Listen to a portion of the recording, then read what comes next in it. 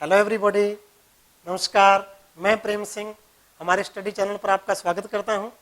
आज हम बात करने वाले हैं सिंधु घाटी सभ्यता के विशिष्ट स्थापत्य की। पिछली दो वीडियो में हमने सिंधु घाटी सभ्यता के बारे में पढ़ा है। इस वीडियो के अंदर हम विशिष्ट स्थापत्य अर्थात कुछ ऐसे निर्माण जो अपने आप में स्पेशल हैं, जो इस सिंधु घाटी सभ्यता की विशेषता हैं, आज हम उनके बारे में बात करेंगे।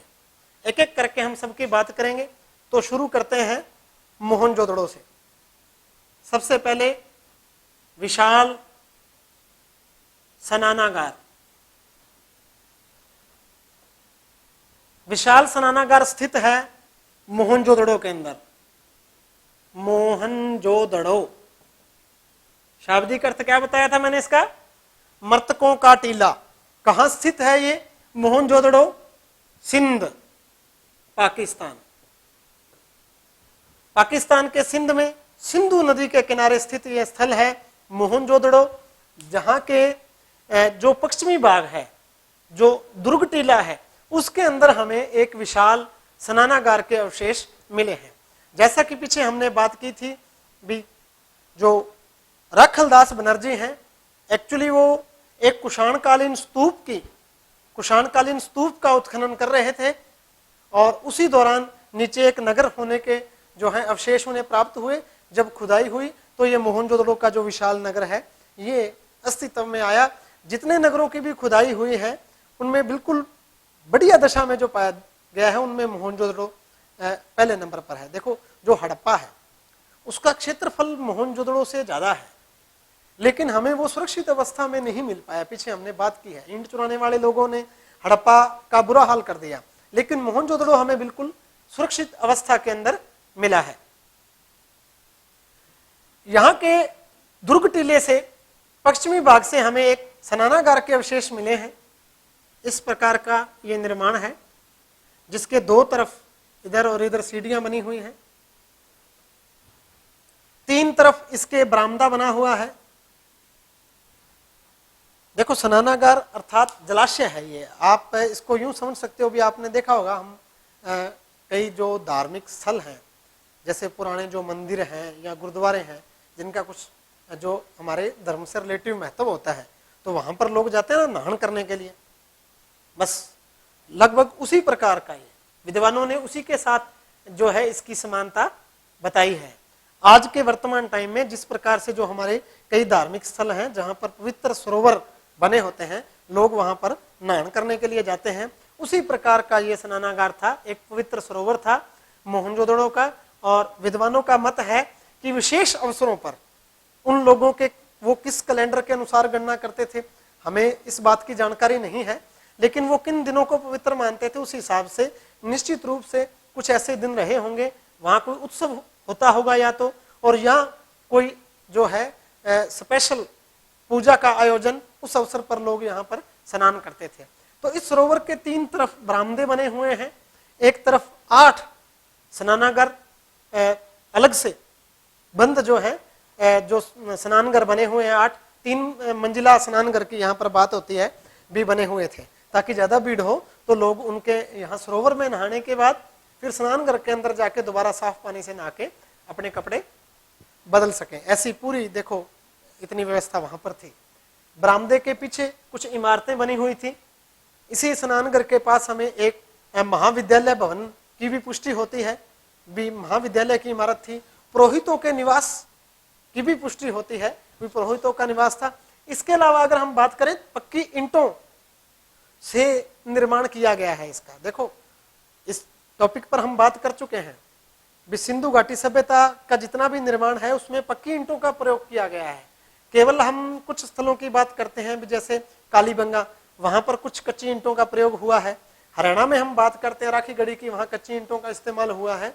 बाकी लगभग सभी जगह पक्की ईंटों का इस्तेमाल हुआ है और अच्छे से पकाई हुई ईंटें थी ये, जो लकड़ियों से भट्टे के अंदर पकाई हुई या धूप में सुखाने के बाद। अभी भी हम इन साइट के ऊपर जाएं, हड़प्पा मोहनजोदड़ो पे जाएं, तो अभी भी वो ईंटें बिल्कुल अच्छे से पकी हुई उसी प्रकार गर्मी सर्दी बारिश के अंदर जो खड़ी हैं, हमें देख के हैरानी होती है। अभी 5000 वर्ष पूर्व पकाई गई ये ईंटें अभी तक बिल्कुल सुरक्षित हैं भी।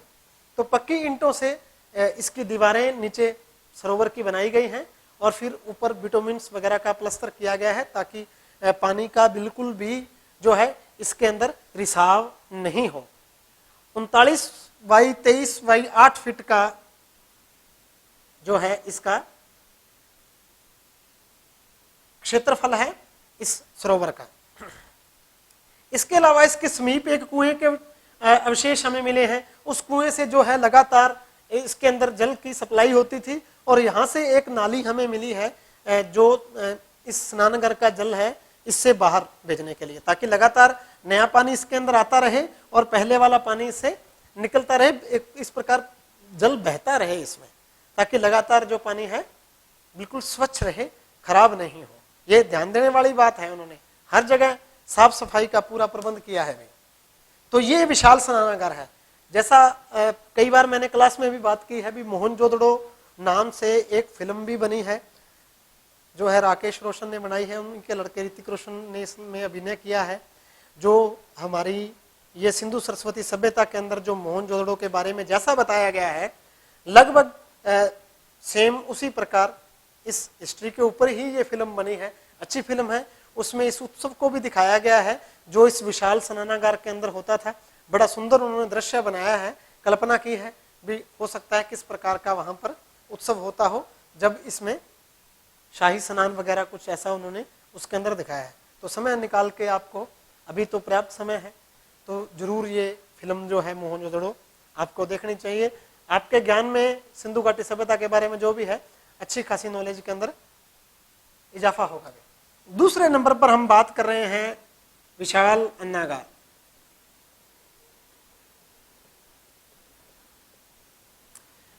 विशाल अन्नागार, अन्नागार अर्थात वेयर हाउस। वर्तमान वेयर हाउस तो सबने देखे होंगे भाई, जिनके अंदर अन्न का भंडार किया जाता है। अभी गेहूं रख रहे हैं, फिर चावल रखते हैं बोरियों के अंदर भर के, वेयर हाउस, उसको अन्नागार कह देते हैं। तो दो विशाल अन्नागारों के हमें जो साक्ष्य मिले हैं, हड़प्पा से भी मिला है और मोहनजोदड़ो से भी मिला है। दोनों से हमें विशाल अन्नागार मिले हैं। हड़प्पा का जो अन्नागार है वो बड़ा है और मोहनजोदड़ो का जो है वो इसकी तुलना में छोटा है। इस प्रकार से बने हुए हैं। अगर हड़प्पा वाले की बात कर लें तो यूं विशाल वेयर हाउस बना हुआ है, 6-6 की पंक्तियों में, यूं 12, मतलब 1 2 3 4 5 6, 6-6 की यूं 2 पंक्तियों के अंदर कैबिन, चबूतरे यहां बने हुए हैं। इधर नीचे रावी नदी है, रावी नदी की तरफ जो है इसका मुख्य दरवाजा है इस अन्नागार का, रावी नदी की तरफ। ध्यान देने वाली बातें हैं ये।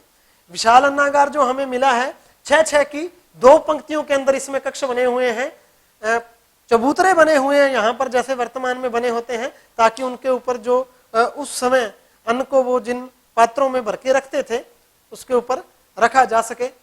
और नदी की तरफ इसका मुंह है, उससे ये बात बिल्कुल स्पष्ट होती है भी इनके इन अन्नागारों के अंदर जिस अन्न को जमा किया जाता था तो उसको जो है जल मार्ग से किसी दूसरी जगह लेके जाना है।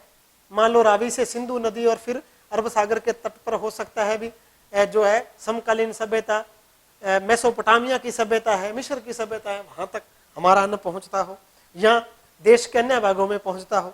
तो व्यापार के लिए जल मार्ग से ले जाने के लिए नदी के तट पर इसको बनाया गया है और अगर लाया जाता है तो भी सुविधा रहेगी। और इस अन्नागार के बाहर भी हमें लोडिंग के लिए एक चबूतरे के साक्ष्य मिलते हैं। जैसे अभी वर्तमान में आप देखोगे कहीं भी लोडिंग के लिए चबूतरे बनाए होते हैं, ताकि जो गाड़ी अभी वर्तमान जैसे ट्रकों में लोडिंग होती है तो चबूतरा बना के रखते हैं, वो बिल्कुल ट्रक का जो अंदर फर्श है उसके बराबर होता है उसका लेवल, तो ट्रक उसके बिल्कुल बराबर आके लग जाता है और फिर मजदूर बड़ी आसानी से उसके अंदर जो बोरियां रखते हैं। तो इस प्रकार का चबूतरा, उस समय का जो ट्रांसपोर्ट का प्रमुख साधन क्या है, बैलगाड़ी है, ऊंट गाड़ी है, तो उसके माध्यम से जो लोडिंग के लिए सुविधा रहे तो चबूतरे के अवशेष भी मिले हैं। इसके अलावा आप नेट पर भी पिक्चर देखोगे, यूं गोल गोल निर्माण आपको मिलेंगे, इंटें यूं लगा के और बीच में ये जैसे ओखली होती है, तो उस समय ये ओखली के रूप में इसका अन्न को कूटने के लिए, धान कूटने के लिए या अन्य अन्नों को कूटने के लिए इनका इस्तेमाल किया जाता था। इसके अलावा हड़प्पा में हमें पास ही एक मजदूरों के बैरक के अवशेष भी मिले हैं। बैरक होता है भी जहां पर बहुत सारे मजदूर एक साथ रहते हैं, छोटे छोटे कमरे बने हुए हैं एक एक मजदूर के रहने के लिए, और एक सीधी पंक्ति में बने हुए हैं। बिल्कुल उनको देख के बिल्कुल क्लियर हो जाता है भी निश्चित रूप से ये मजदूरों के रहने के लिए ही जो है बैरक बनाए गए हैं। तो इससे ये स्पष्ट होता है भी हड़प्पा का जो विशाल अन्नागार है इसका इस्तेमाल नगर जो है वो अपनी जरूरत के लिए तो करता ही था, प्लस साथ ही साथ जो इसका जो प्रयोग है वो निश्चित रूप से व्यापार के लिए भी किया जाता था। मोहनजोदड़ो में भी इसी प्रकार से अन्नागार के हमें साक्ष्य मिले हैं, लेकिन मोहनजोदड़ो का जो अन्नागार है वो अपेक्षाकृत इससे छोटा है हड़प्पा वाले अन्नागार से। नेक्स्ट हम बात करने वाले हैं लोथल की। लोथल के अंदर जो हमें खास निर्माण मिला है भाई वो है एक गोदीवाड़ा, या आपको ये शब्द मिलेंगे, देखो आपको समझ में हो सकता है नहीं आए भी किस चीज की बात कर रहे हैं। आपको या तो लिखा मिलेगा गोदीवाड़ा, द है भैया गोदीवाड़ा, या आपको लिखा मिलेगा डाकयार्ड, ये समझ में आ जाएगा डाकयार्ड अर्थात कृत्रिम बंदरगाह। क्या मतलब है इन दोनों चीजों का? कृत्रिम बंदरगाह, गोदीवाड़ा या डाकयार्ड।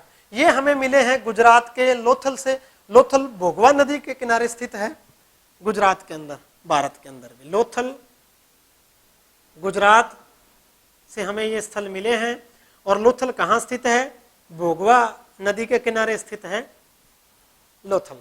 तो वहां पर ये एक कृत्रिम यूं बंदरगाह बना हुआ है भी, आप इसकी तस्वीरें भी देख सकते हैं। कहने का मतलब समुद्र से जो कोई जहाज आ रहा है उसके अंदर कुछ माल आ रहा है और उसको लोथल तक पहुंचना है, तो समुद्र से वो भोगवा नदी के अंदर आता था और भोगवा नदी से फिर बिल्कुल नगर के बीच तक पहुंच सके उसके लिए एक ये कृत्रिम बंदरगाह बनाया गया है गुजरात के अंदर। तो जितने भी निर्माण हमें सिंधु घाटी सभ्यता से मिलते हैं, अगर आपको यूं एक पंक्ति में आंसर देना हो भी सिंधु सरस्वती सभ्यता से पाए गए निर्माणों में सबसे विशालतम निर्माण है, तो हम कहेंगे लोथल का गोदीवाड़ा अर्थात यहाँ डाकयार्ड। कहा जाता है वर्तमान जो विशाखापट्टनम का जो डाकयार्ड है उससे बड़ा था उस टाइम का लोथल का जो डाकयार्ड था। काफी भारी भरकम जो जहाज हैं वो सीधे ही तट तक पहुंच जाएं इसके लिए पूरा इस्तेमाल किया गया था। पीछे एक नदी के अंदर विशाल दीवार को बना के ताकि लगातार जो जल का भराव है वो इसके अंदर बना रहे, ताकि जब भारी जहाज इसके अंदर आए तो उनको पर्याप्त गहराई मिल सके। इन सब चीजों की पूरी व्यवस्था यहाँ पर की गई थी। तो समकालीन विश्व के अंदर ये जो लोथल का डाकयार्ड है अपने आप में ये हम कह सकते हैं भी एक आश्चर्य है, एक आश्चर्यजनक निर्माण है। और साथ ही ये लोथल के जो एक समृद्ध व्यापारिक नगर होने की पुष्टि जो है करता है। नेक्स्ट हम बात करने वाले हैं चौथे नंबर पर धोलावीरा की।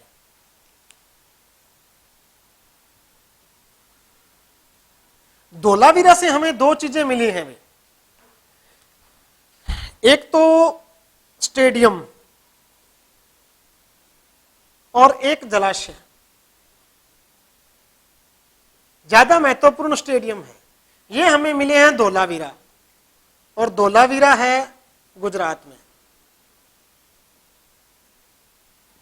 गुजरात का धोलावीरा वही नगर है जो पिछली वीडियो में हमने बात की थी भी जिसको 3 भागों में बांटा गया है। बाकी जितने भी नगर हैं सिंधु सरस्वती सभ्यता के उनको 2 भागों में बांटा गया है, पूर्वी भाग, पश्चिमी भाग, नगरीय टीला और दुर्ग टीला। लेकिन इसको 3 भागों में, बीच में एक भाग और है जिसको अधिकारी वर्ग का निवास जो है बताया गया है। तो धोलावीरा से हमें एक विशाल खेल स्टेडियम के अवशेष मिलते हैं, और उस खेल स्टेडियम के बाहर हमें एक अभिलेख भी मिला है जो सिंधु सरस्वती सभ्यता का सबसे विशाल लेख है। एक ऐसा हमें साइन बोर्ड मिला है जिसको हम कह सकते हैं, जैसे वर्तमान के अंदर हम कुछ बोर्ड लोहे का उस पर कुछ लिख के लगाते हैं, उसी प्रकार से हमें एक विशाल साइन बोर्ड मिला है जिसके ऊपर सिंधु लिपि के अंदर कुछ ना कुछ लिखा हुआ है। ये सिंधु घाटी सभ्यता से पाया गया सबसे विशाल लेख है और विशाल स्टेडियम बना हुआ है। और खास बात, यूं खाली मैदान नहीं है, अभी एक विशाल मैदान है और उसके चारों तरफ दर्शकों के बैठने के लिए सीढ़ियां भी बनी हुई हैं, जैसे अभी हम वर्तमान समय में बनाते हैं उसी प्रकार से दर्शकों के बैठने के लिए सीढ़ियों की व्यवस्था भी की गई है, जिससे पता चलता है निश्चित रूप से वहां पर खेलों का आयोजन होता होगा। इसके अलावा हमें जो है दुर्ग बाग के अंदर जो दुर्ग टीला है धोलावीरा का, वहां से हमें पत्थर को काट के एक विशाल जलाशय बनाया गया है। जो पीछे हमने मोहनजोदड़ो वाले विशाल स्नानागार की बात की, उससे इसका अंतर है। देखो, उसके निर्माण से पता चल रहा है भी उसका धार्मिक महत्व है। उसके तीनों और जो बरामदा बनाया हुआ है, पास में स्नानघर 8 बनाए हुए हैं, हमने उनकी बात की, पुरोहित का आवास, विद्यालय, इन सब से हमें पता चलता है भी निश्चित रूप से वो जो बनाया गया है वो कोई पानी की जरूरत के लिए नहीं बनाया गया है, क्योंकि इतनी उसकी गहराई नहीं है, 8 फीट गहराई है उसकी। तो उसका मुख्य जो मकसद है वो था धार्मिक आयोजन में किसी पवित्र स्नान के लिए हो सकता है उसका उद्देश्य रहा हो। लेकिन यहाँ हम स्नानागार शब्द थोड़ी ना इस्तेमाल कर रहे हैं, यहाँ हम शब्द इस्तेमाल कर रहे हैं जलाशय। तो ये एक जल कुंड है पानी की जरूरतों को पूरा करने के लिए जो बनाया गया है। धोलावीरा के अंदर हमें बहुत सारे जलाशय मिलते हैं, एक विशाल जलाशय के अवशेष हमें दुर्ग बाग के अंदर से भी मिलते हैं। तो ये कुछ विशिष्ट स्थापत्य की हमने बात की, एक बार फिर रिपीट कर लें। विशाल स्नानागार मोहनजोदड़ो सिंध पाकिस्तान से, विशाल अन्नागार हमें हड़प्पा और मोहनजोदड़ो दोनों से 2 वेयर हाउस के हमें अवशेष मिले हैं। पूरी इसकी योजना की हम बात कर चुके हैं।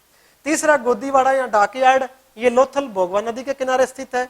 हमने बात की भी आधुनिक विशाखापट्टनम से हमने तुलना की भी, उससे भी विशाल था। भारी भरकम जहाज सीधे तट तक पहुंच सकते थे, तो उस टाइम लोगों ने कृत्रिम बंदरगाह बनाया है। इसके अलावा लोथल से देखो हमें बेबीलोनिया की एक मोहर मिली है, बेलनाकार मोहर। एक हमें मम्मी की गुड़िया भी मिली है।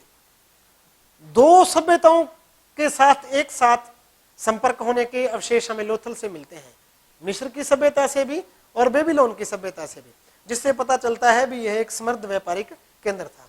नेक्स्ट धोलावीरा की हमने बात की, यह भी गुजरात में है। यहाँ से हमें एक खेल स्टेडियम के अवशेष मिले हैं और एक हमें जलाशय से। प्राचीन सभ्यताओं में पिछले वर्ष जो कक्षा 11 में आपने पढ़ा होगा ओलंपिक गेम के बारे में, भी ओलंपिक खेलों की शुरुआत जो है वो यूनान से हुई, यूनान के स्पार्टा से। उसी प्रकार हम ये गौरव के साथ इस बात को कह सकते हैं भी यूनान की सभ्यता से तो बहुत प्राचीन है हमारी सिंधु घाटी सभ्यता। अगर तब भी हमें इस प्रकार के वहां से विशाल स्टेडियम मिल रहे हैं, साइन बोर्ड मिल रहे हैं, दर्शकों के बैठने के लिए जगह भी बनी हुई है, तो ये बात बिल्कुल क्लियर होती है भी निश्चित रूप से वहां पर भी खेल होते होंगे। लेकिन इसमें सिर्फ एक दिक्कत है भी, चूंकि सिंधु लिपि अभी तक पढ़ी नहीं गई है, विश्वास के साथ हम कुछ फाइनल कह नहीं सकते, तो थोड़ी ज्यादा बातों का हमें इसके बारे में पता नहीं है। आने वाले टाइम में हो सकता है इस पर विद्वान ज्यादा प्रकाश डालें। आज की वीडियो के लिए इतना ही, बाकी फिर बात करेंगे।